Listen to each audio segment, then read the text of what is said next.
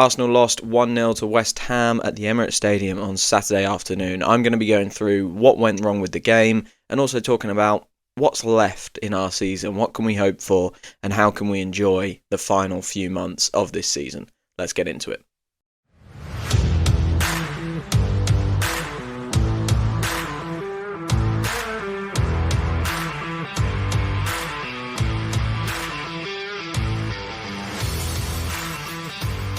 Yes, hello and welcome back to another episode of Arsenal Unfiltered, your 3 times a week dose of Arsenal coverage with me, your host Mark. Yeah, wow, you heard it at the top, it's Arsenal 0, West Ham 1 at the Emirates Stadium yesterday afternoon. A tough watch for Arsenal fans. Fair play to West Ham. I thought they had a good game, and I like to give other teams credit here because it's a very football fan thing to do when you lose or you drop points, just to be like, we were rubbish, blame our own team, and not kind of recognise how well the other team played. West Ham defended really well and caused us a lot of problems on the counter-attack, and we're going to be talking about a couple of those moments this morning. Before we get into it, wherever you are, I hope you are well and your family are well, and you've got, you've recovered from yesterday afternoon. I'm one of the lucky ones in the sense that I watched the first half live, and that was painful enough, but I couldn't watch the second half live, so I have watched that this morning on a catch-up, and you're able to watch it without the emotion, without the frustration at that point, because I already know what's happened, I already know what's gone on, so I watched it in a bit more of a neutral way, which I think was probably good for me. Kind of lucky. I think if I'd watched that live, I would have found that very, very difficult, but, I was able to kind of separate a little bit from it, which, I think that was lucky for me. Obviously, not much to talk about in the game in terms of actual events, so obviously we need to talk about the West Ham goal, the red card, but mainly I want to talk about the lack of Arsenal threat. And, it's been a theme of this year, how we attack, who we attack with, who our attackers are. Those questions keep coming up. I'm really not good enough. But one feature of this year that we've definitely had, and we've relied on over the past 2 seasons as well, is our kind of really high quality defending. And I think for the West Ham goal, we really didn't have that. The other thing I'm going to talk about after I take a little break in the middle will be kind of how we enjoy the rest of this season, because I think we need to face up to the fact the title is probably gone after yesterday's result. Even if Liverpool lose at Manchester City, I think that was a game that we needed to kind of gain ground on. We needed to gain ground after the Villa game the other day. I think this was a week we had etched out in our minds. We had kind of big ambitions for it, and we needed to win both of our games. We did half the job against Leicester. We haven't beaten West Ham, and a painful one. There is a world, actually, where Liverpool take 4 points from this week, and we take 3. And, looking at the quality of the opponents, that, how do you expect to win a title like that? But I can't go into that now. I need to talk about the game, so let's do it. The West Ham goal is where I'm going to start. It was late in the first half, but nothing had happened in the first half. I mean, we had created absolutely zero. Maybe Calafiori had a hopeful shot, and we'd done our usual kind of horseshoe round the box and just didn't have much going forward at all. It was really frustrating, that first half, and very flat, but I don't know, I always have a hope, especially with Mikel Arteta. So we've seen this a couple of times, I think, this year. We kind of have a very poor first half. They go in at half time. He does whatever he does, and we come out for the second half firing, and we do what we need to do. That definitely happened against Leicester. We obviously made the changes against Leicester as well, which were really impactful. And I thought, maybe we get in at half time here, level. We won't be happy with that. West Ham will be, but ultimately we're probably turning around. That was my feeling, and they obviously scored late in that first half. I think it's a bit of a criminal goal to concede, to be honest. Like I said before, we've relied on a great defence. I think there was multiple players who really let themselves down in this moment, and we're going to go through a few of them. The first thing is the pressing. at the top of the pitch was so, I don't want to say lazy, because I hate using that word about not just footballers in general, because I just don't think you get to the top of the game being lazy. And especially not Arsenal players. I don't think you play for Mikel Arteta if you're lazy. However, it looked just lacked impact, very uncommitted, not lazy, uncommitted. That's probably a better way of describing it. So the ball is kind of turned over basically on the penalty area line for West Ham, and no one really reacts in an Arsenal shirt, and it allows Jarrod Bowen to kind of leave that area quite comfortably and get a very quick pass out to Aaron Wan-Bissaka.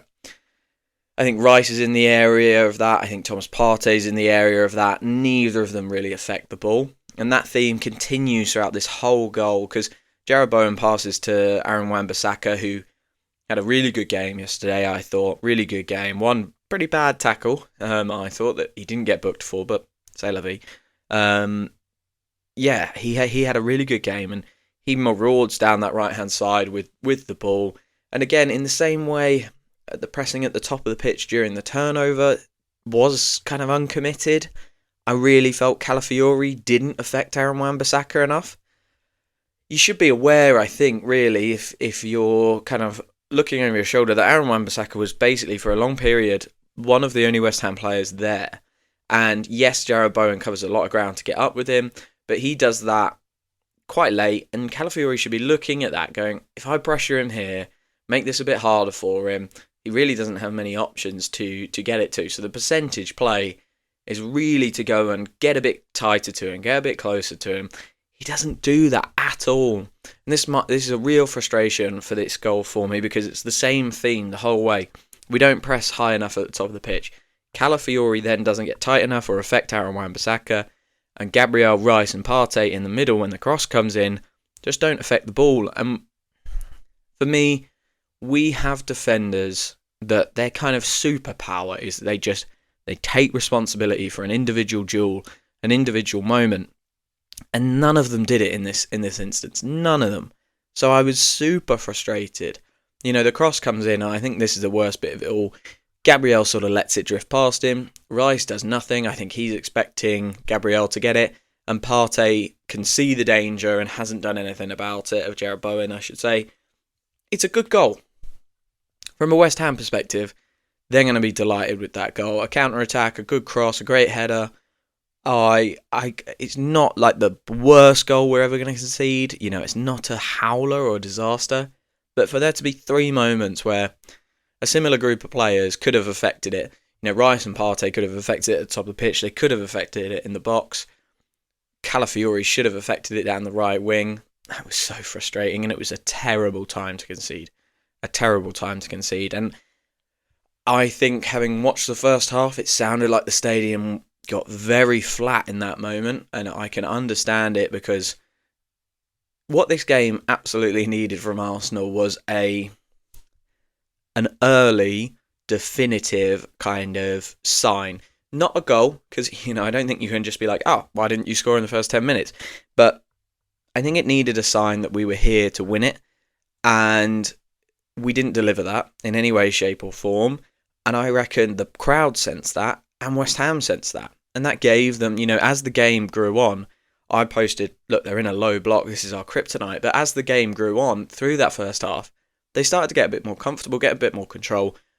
And obviously they scored their goal, they launched that counter-attack, and we really didn't do enough. It was a horrible, horrible first half. And then, much the same into the second half. Like I say, I watched this morning, so I was able to kind of take some of the emotion out of it. But boy, was that frustrating. I mean, a really, really tough watch. It would have been harder if it had been live, of course. I am the lucky one. But we just really had no threat. Obviously, a key defining moment of the second half was the red card, and this is a stonewaller. I think we've had a lot of bad luck with red cards this year, and some of the decisions just have not gone our way. But this one, you're not arguing that. You're not arguing that. If that was reversed and that happened to us, we'd be calling for the red card no matter what. It's poor from Miles Lewis-Skelly, who, I'm not interested in slamming him. He is literally a teenager. He is very young. He will learn from this mistake, but it is a clear red. I'm surprised it wasn't given as a red on the pitch, and I think VAR got it right to upgrade it. Kudus was clearly getting onto the ball. David Raya was very, very high in that instance, so it does lead to the kind of idea of he could go round him, he could chip him, whatever. And Miles Lewis-Skelly has lost control of that scenario massively, completely lost control of it. And it's a very cynical tackle.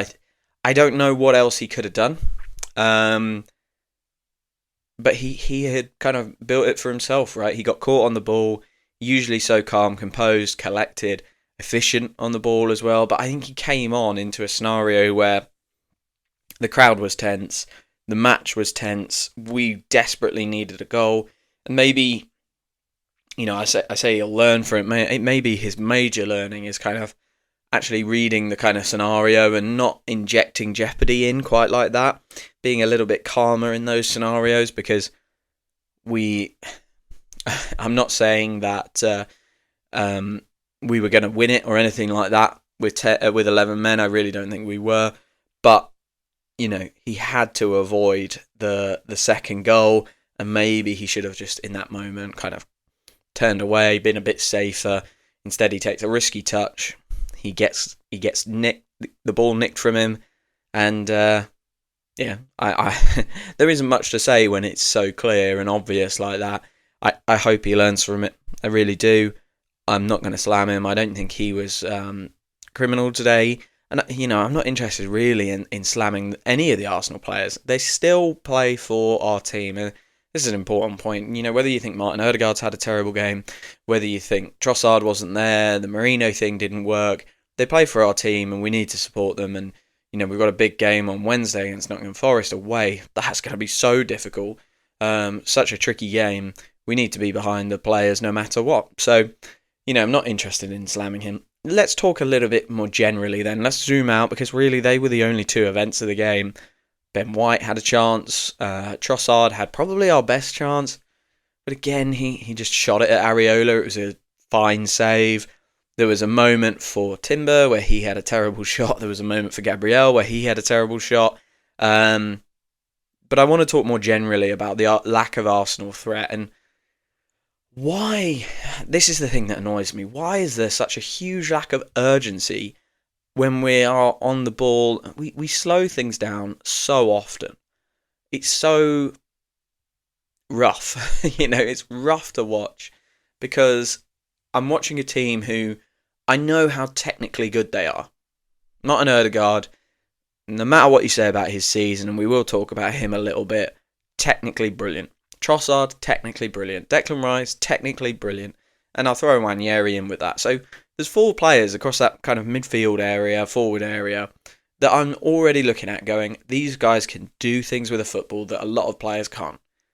So why are we so insistent on doing things very, very slowly, very, very precisely? I mean, it took until like the 85th minute for one of those trademark kind of Odegaard clip balls over the top. And yeah, Timber didn't control it very well, but immediately, for the first time, it looked like all the West Ham defenders were turning round, running back at their own goal. Even though it was very close to their goal, suddenly they were all faced the wrong way. It took so long for us to try that ball. So long. And I get when it's a low block, you don't have much space to play into. You don't have the opportunity necessarily to be direct and stuff like that. And actually, sometimes your best bet against that kind of low block is the kind of war of attrition.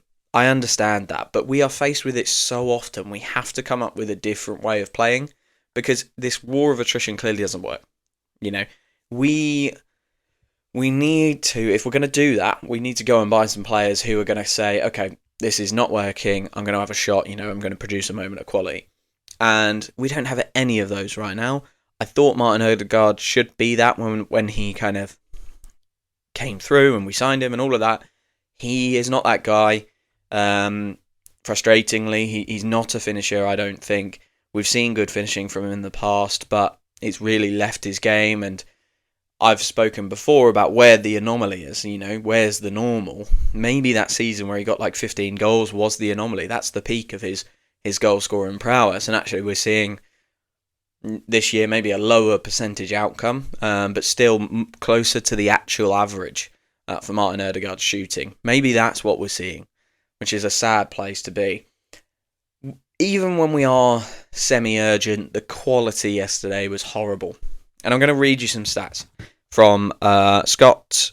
Let me just double check I've got his second name right. Scott Willis. Yep. And these stats from me are pretty brutal. Ground duels, 66 contested, 31.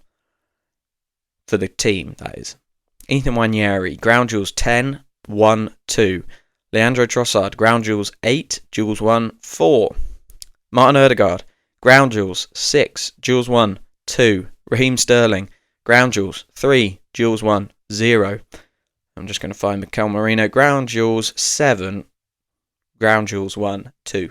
Not a single player in our attack had more than 50% ground duels won.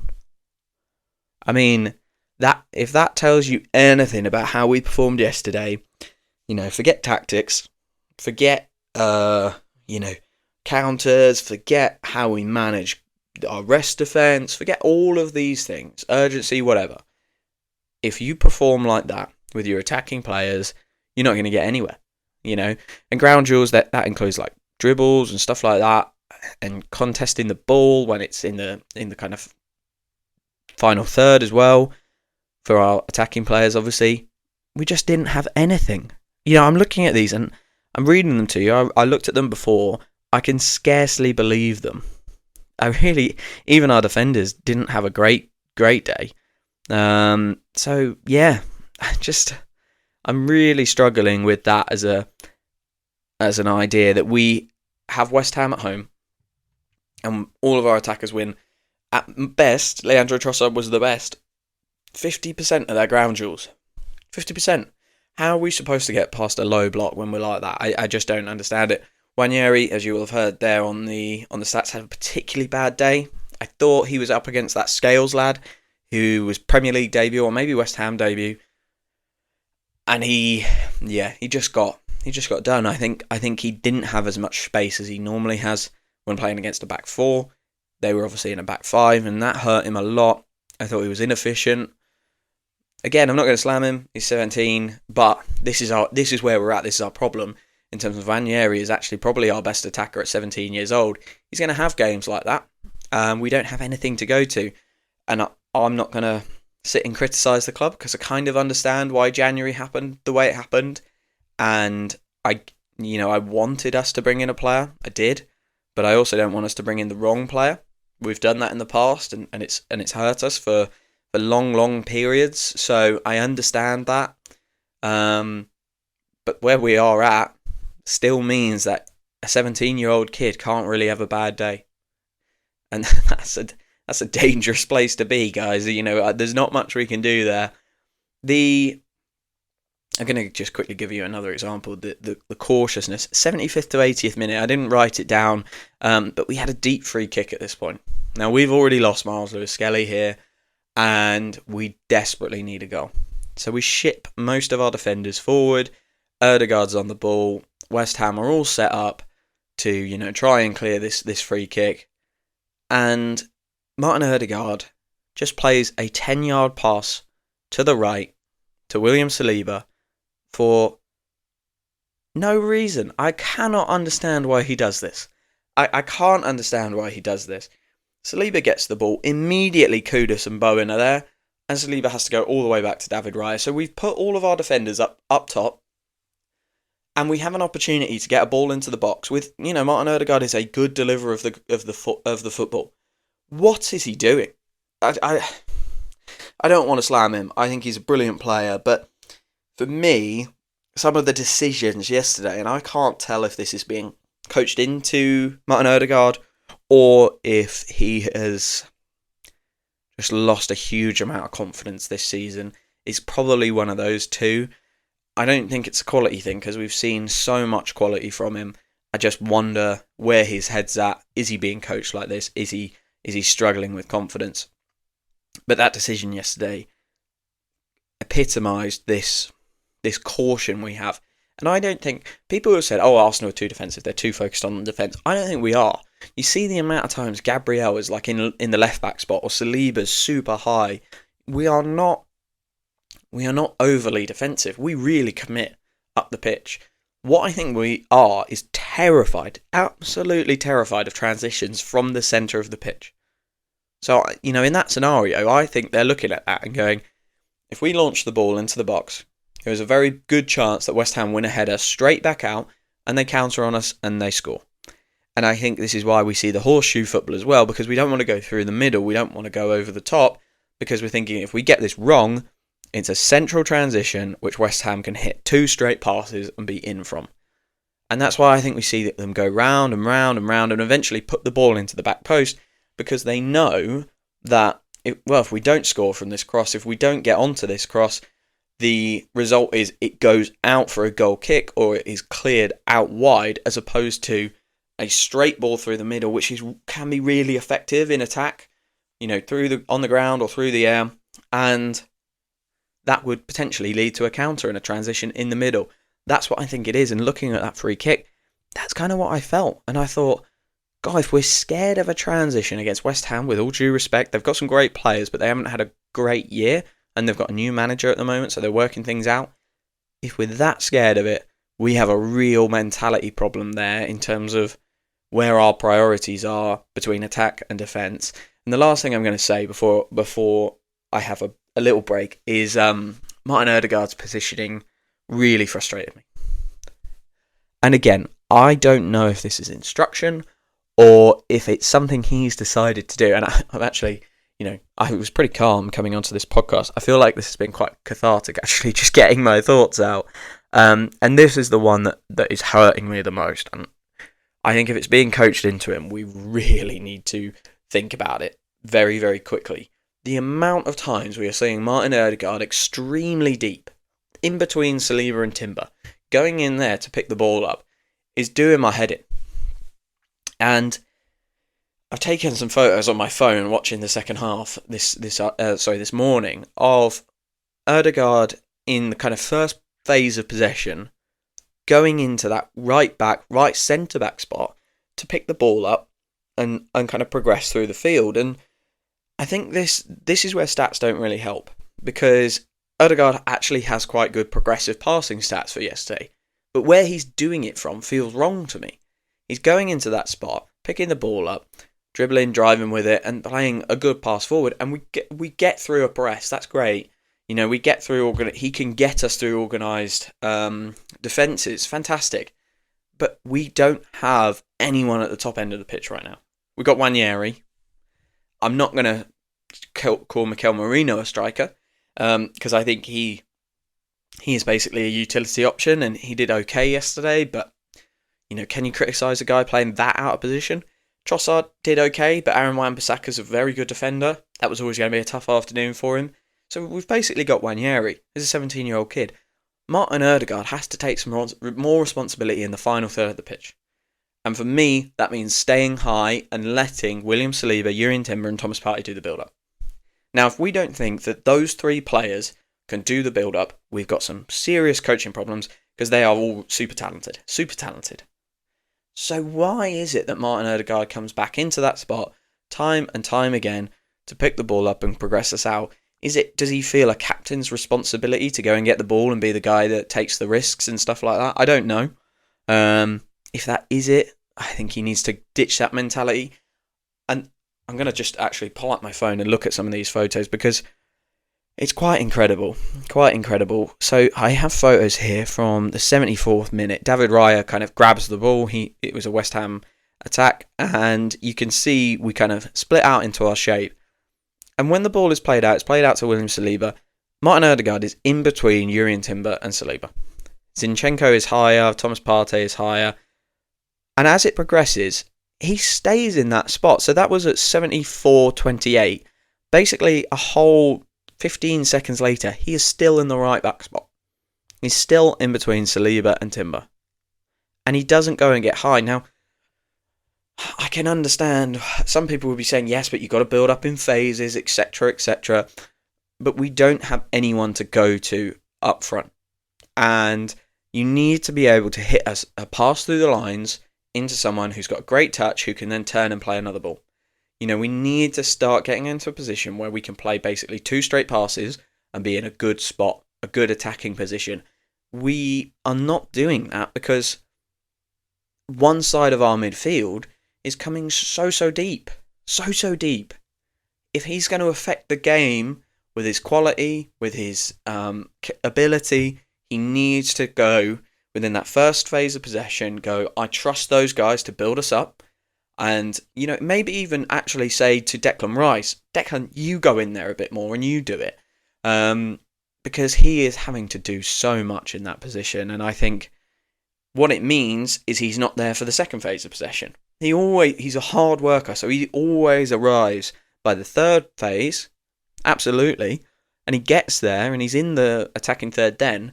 But actually by that point, by the third phase, because we do things so slowly, the low block's set. The low block is set, and they're in a much better position. They're much deeper.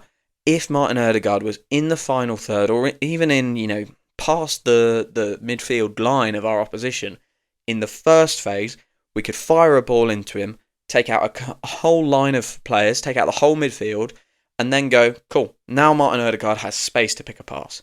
But he's going in so deep, that we don't have anyone that we can fire the ball into. They take a touch and then it's danger. That was a really long first half of this podcast, so I'm going to take a short break. When I come back, I'm not going to talk about the game anymore. Oh, actually, I just want to mention 2 bonuses. I thought Thomas Partey was very good, and it's obviously lovely to have Ben White back. So, yeah, silver linings maybe.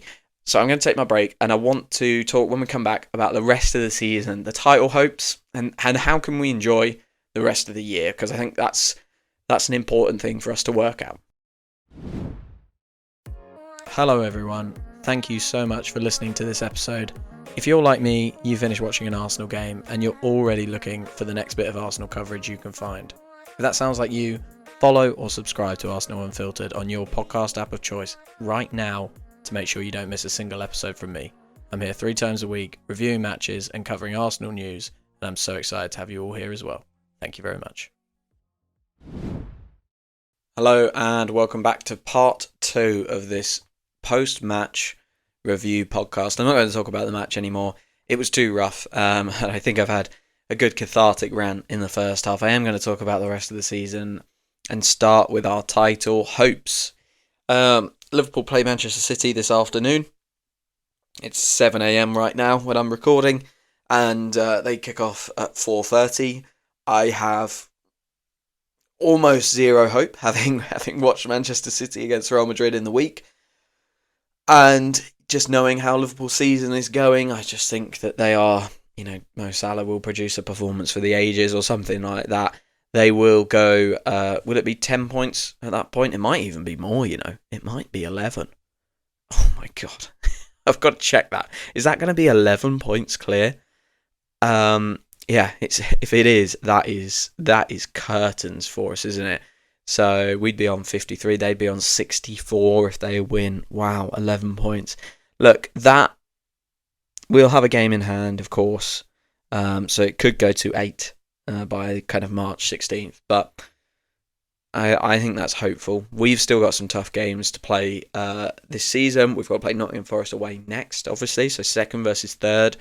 That's probably quite an important game, actually, looking at it, because if Forest get a result today against Newcastle and beat us, we're level on points. So that is really worrying, actually.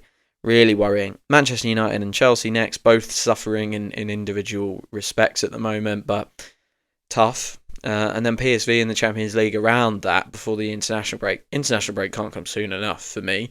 Just to give us some time when we're not playing games and Bukayo Saka and Gabriel Martinelli are recovering. Boy, do we need those guys back. Yeah, I think for me it is done. 11 points, even with a game in hand, will be too much. And like I said in the first half, I felt like this week had to be it. We had to take maximum points and have Liverpool drop at least 3. There was a potential for 4 after their Aston Villa result.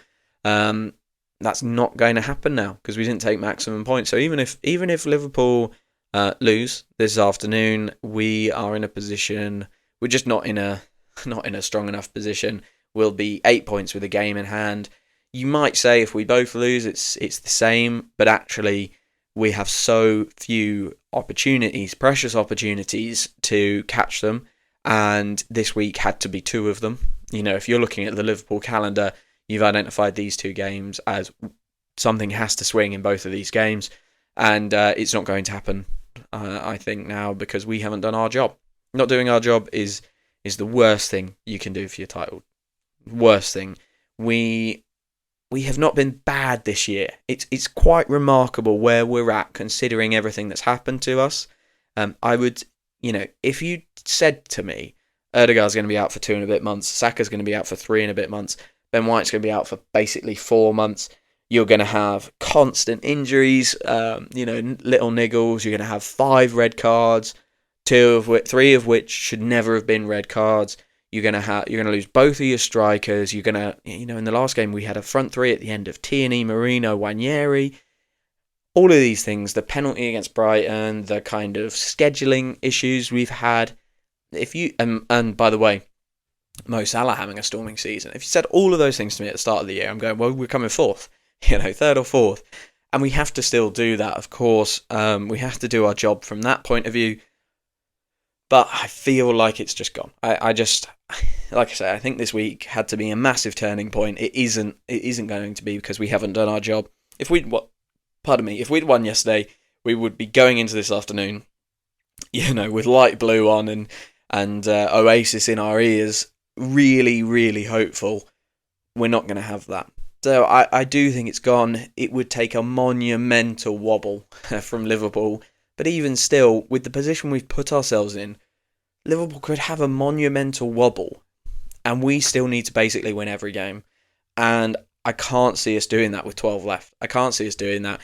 That would include winning at Anfield, of course, and beating Newcastle, bogey stadium in Anfield, bogey team in Newcastle. There's too much to do. Too much to do. We have to find a way to motivate the players still, and keep the players interested, especially until Bukayo Saka's back, so that we make sure that second place is locked up and we get our second place finish in 3 years.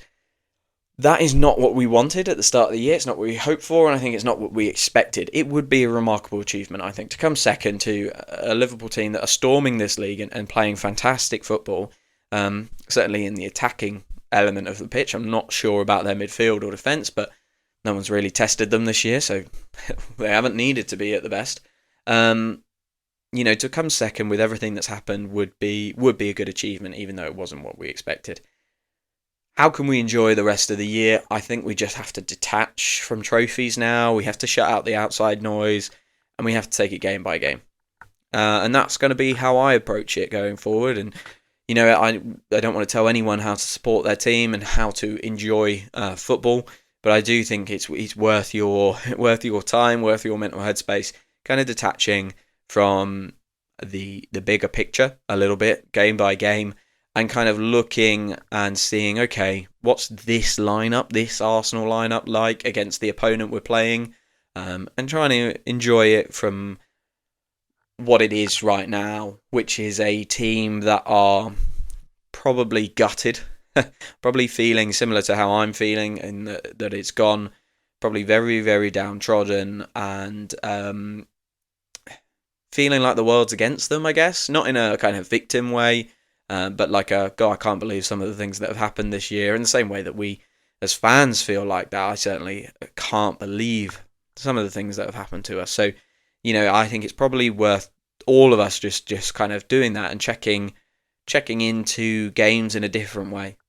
Not checking into them as, okay, how does this help us win the Premier League title? But checking into them as like, I'm going to enjoy my Saturday, Sunday watching this football game and see how we perform and see individual player performances. Is there anything there that we can build on? And as well, I think there's a good case, a really good case for Mikel Arteta to say, okay, look, once this is gone from us, once we are kind of more or less going to be safe for the Champions League qualification, and Liverpool have left us behind, or there's not enough time, I think there is a real case for saying, how could we maybe try something different in the attacking third of the pitch? And I'm talking something drastically different, not just like we're playing Mikel Merino up front or something like that, but find a way that we can have a 2 up top system. Find a way that we can put Ødegaard in a 10 rather than an 8. Like, start doing things differently so that we have other options for next year. I think that's something we really need to see, and that will help us enjoy the rest of the season. Of course, there is the Champions League. We are still in that. And I remain pretty confident that we will improve our performances in comparison to yesterday and play far better against PSV over that 2-leg game and get through that even without Bukayo Saka and Gabriel Martinelli. I have almost zero confidence after that we could beat a Real Madrid or a Bayern Munich or a Liverpool, depending on how that draw goes and how far we get. Atletico Madrid as well as an option. You don't beat those teams without being almost perfect, and we are far from that. So if we get through against PSV and we end up playing Real Madrid, I think we're going to have to potentially take an absolute thumping, which is not nice to say because it feels like, or it felt like, we'd got away from that. But when we don't have threat, when we don't have offensive power, it will allow Real Madrid to just go at us over and over again with Mbappe, Vinny Jr., all of these players, and even Saliba and Gabriel and David Raya, as good as they are. That is a terrifying front three. I think you could put Van Dijk in there as well in a back three, and that would still be a struggle. I think we need to maybe just look at that as a nice opportunity to kind of watch Real Madrid play rather than see us compete with them. Yeah, look, let's enjoy the rest of the season. Let's see what we can get from it. Let's see if we can enjoy individual performances. I do think there is a real case for us kind of making some secondary attacking plans. I'd love to see Martin Ødegaard in 10. Let's go back to a double pivot. Declan Rice, Thomas Partey, double pivot. Let them do all the build-up work. Let's start sending Ben White and Calafiori round the outside of our wingers. Go old school 4-2-3-1 and get Martin Ødegaard in the 10. I'd love to see that moving forward. And for me, that is a really good way to solve some of this attacking issue. Tell Martin Ødegaard, you don't have to do this build-up play anymore. You're in the 10, go and cause havoc. And for me, that would be a great way for us to enjoy the rest of the season. Thank you for listening. I've enjoyed this podcast. It comes off the back of a really bad performance and a poor defeat, but it's cathartic for me. So I really appreciate people listening, because without you listening, I couldn't do this, and I couldn't get it all off my chest the day after a game. So I really appreciate it. I'm going to leave it there. Ooh, my voice is leaving it there as well. I'm going to leave it there. Thank you for following. Thank you for listening. Let's hope for a much, much, much better display midweek against Nottingham Forest. I'll probably do a preview pod because people seem to be enjoying the preview pod, so I might bring those back. I'll probably do a preview pod on Tuesday and review the game on Thursday night. Then we have a weekend off. So let's get some rest in the players, and I'll do an Arsenal roundup on the weekend. Yes, thank you for following, thank you for listening, and I'll speak to you very, very soon.